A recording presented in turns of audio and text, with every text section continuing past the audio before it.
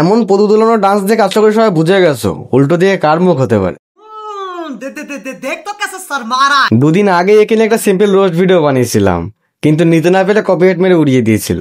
না ভাই, আমি আর এর মুখ দেখে নিজের পিছনে আসলে আর নেব না। তোমরা আগের সেই ভিডিওটা দেখে নাও, চিন্তা করো না আজকে আবার এসেছি একে ছুলতে।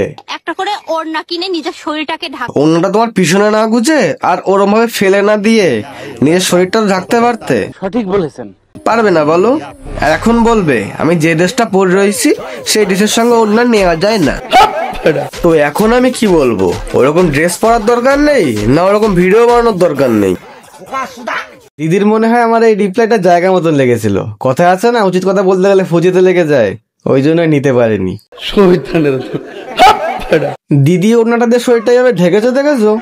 তার মতে শরীর বোধহয় ওইটুকুই। আমি পাগল, শরীর মানে কি বুঝতে পারিনি। গোল্ডেন গাছের বিজনেস ওম্যান যদি বলে পরপুরুষের সঙ্গে ফিজিক্যাল হওয়া ঠিক না, কথাটা কিন্তু ভুল না। কিন্তু কি বলতো, সব জ্ঞান সবার মুখে মানায় না, বুঝলে দিদি? ঠিক তেমনই তোমার ওই সব জ্ঞান শুনে আমাদের মতন কিছু লোকের চুলকায়, আর চুলকানি মলম লাগালে আরো বেশি চুলকায়।